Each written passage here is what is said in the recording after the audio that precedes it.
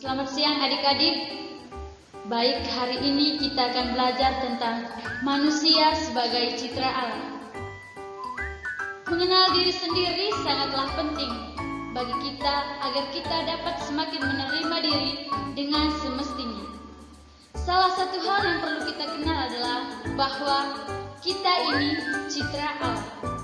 Kesadaran diri bahwa kita bermartabat sebagai citra Allah akan menuntut kita untuk hidup dan berperilaku selaras dengan kehendaknya. Setiap manusia itu unik, tak ada satu orang pun yang mempunyai kesamaan dengan orang lain. Jadi maksudnya di sini bahwa setiap manusia itu berbeda-beda, tidak meskipun manusia kembar sekalipun tidak ada yang sama.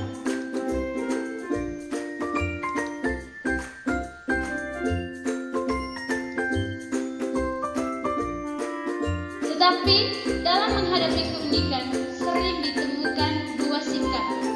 Baik yang bersikap positif akan menerima keunikan itu sebagai anugerah. Ia menganggap bahwa dirinya berbeda.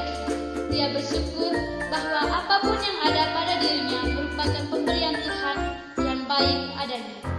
Dengan demikian, ia tidak akan merasa minder. Ia tidak berniat menjadi sama seperti orang lain. Ia tidak akan menganggap dirinya tidak berharga. Ia tidak pula melakukan tindakan yang melawan kehendak Tuhan akibat ketidakpuasan terhadap dirinya. Adik-adik, hidupnya akan tenang dan mampu bergaul dengan siapa saja. Ada orang yang kurang menerima keunikan diri. Orang yang demikian akan merasa tidak puas, bahkan dapat melakukan tindakan apapun demi menutup diri. Misalnya operasi plastik. Orang yang demikian beranggapan seolah penampilan luar yang lebih penting daripada apa yang diberikan. Adik-adik, dalam kisah penciptaan dikatakan bahwa manusia diciptakan sebagai citra Allah. Artinya, sebagai citra Allah di sini berarti bahwa serupa dan segambar dengan Allah. Kata serupa dan segambar sekaligus melukiskan secara tepat bahwa manusia dan Allah berbeda.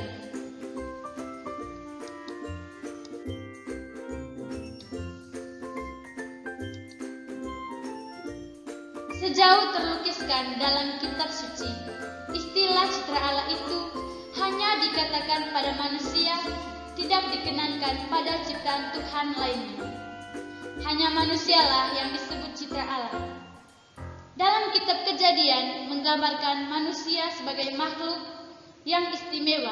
Manusia diciptakan menurut gambar dan rupa Allah. Itu terdapat dalam kitab Kejadian bab 1 ayat 26 sampai 28. Atau seringkali disingkat dengan ungkapan manusia sebagai citra Allah. Ungkapan manusia sebagai citra Allah ini merupakan syarat makna. Di satu pihak terkandung gambaran manusia yang luhur, istimewa di hadapan Allah dan unggul di antara ciptaan. Di lain pihak pula terkadang tanggung jawab manusia atas seluruh ciptaan.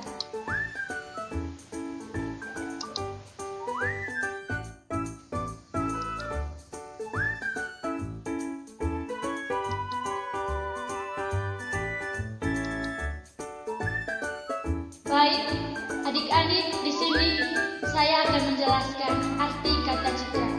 Mungkin dari adik-adik ada yang belum memahami apa arti dari kata citra itu sendiri. Sebenarnya, kata citra dapat diartikan sebagai gambaran atau image yang menunjukkan pada identitas atau ciri seseorang. Istilah citra juga mempunyai makna keserupaan, gambaran atau kemiripan antara seseorang. Istilah citra merupakan perpaduan arti dari kata-kata gambar dan rupa. Kata gambar dan serupa di sini bukan berarti semuanya itu serupa atau sama. Misalnya saudara kembar.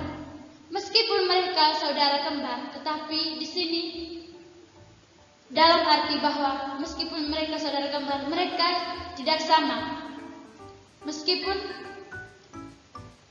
bukan berarti dalam diri pribadi mereka semuanya itu sama.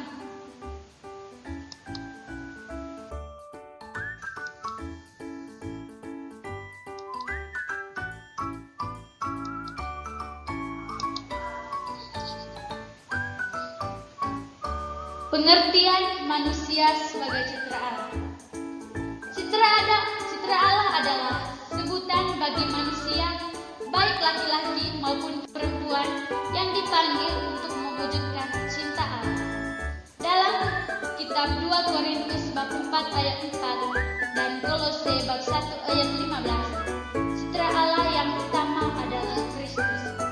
Dalam doktrin Kristen, manusia adalah citra Allah untuk berkuasa atas semua makhluk sebagai wakil yang mewakilkan Sang Pencipta. Manusia sebagai citra Allah, maksudnya di sini adalah bahwa manusia serupa dengan Allah. Maka dari itu, pribadi manusia seharusnya menyerupakan refleksi dari pribadi Allah sendiri.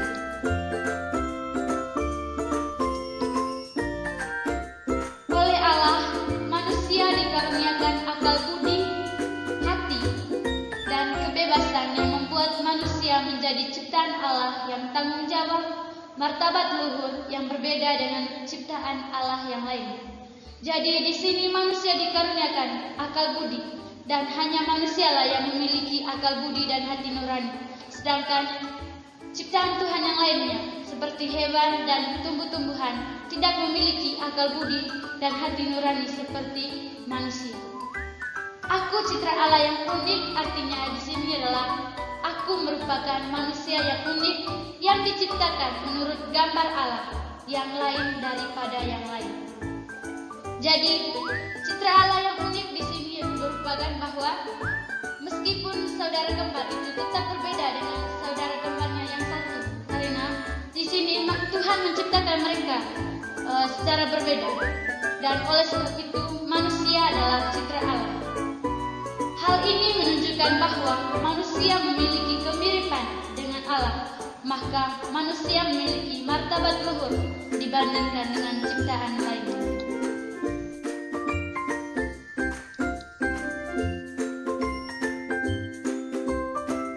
Manusia citra Allah yang unik menurut kitab suci Kejadian bab 1 ayat 26 sampai 28. Silakan adik-adik membuka kitab Kejadian bab 1 ayat 26 sampai 28.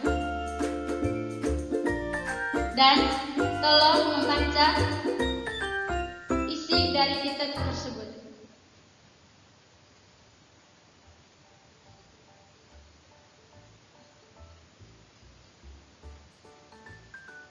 Apakah sudah selesai? Kalau sudah selesai, kita lanjut ke tema yang berikutnya.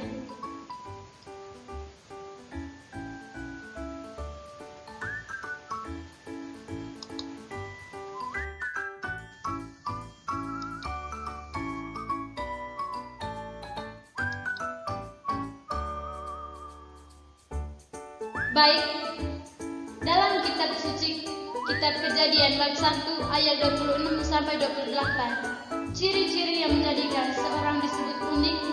Di sini ada beberapa ciri-ciri manusia yang disebut unik. Di antaranya yang pertama, sifat manusia.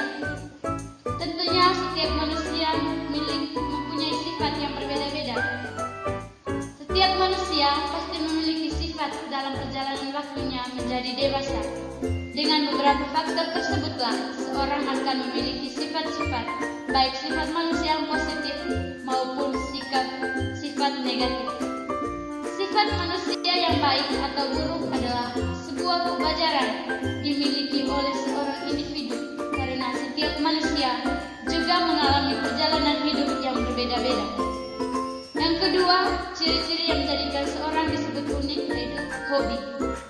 Hobi adalah talenta yang bisa menjadi sumber kekuatan kita, karena hobi kita akan melihat lebih dari apa yang diperlihatkan, mendengar lebih dari apa yang disampaikan, dan merasakan lebih dari apa yang diberikan. Baik, ciri-ciri yang menjadikan manusia disebut unik berikutnya adalah penampilan.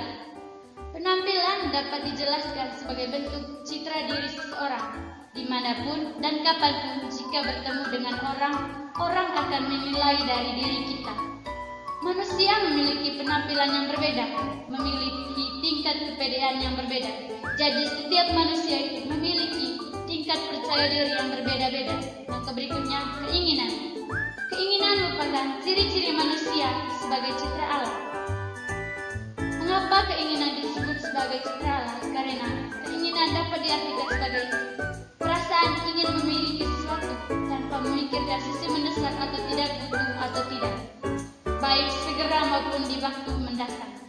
Jadi, di sini adalah ciri-ciri manusia sebagai citra Allah, mulai dari penampilan.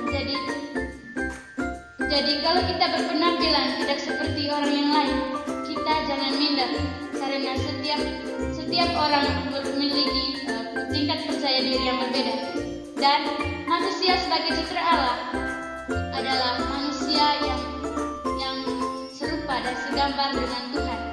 Jadi di sini kita harus dapat mencerminkan sifat-sifat Yesus, khususnya sifat teladannya.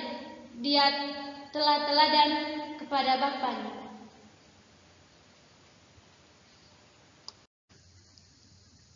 Baik adik-adik, itulah materi yang kita bahas hari ini. Sekian dan terima kasih.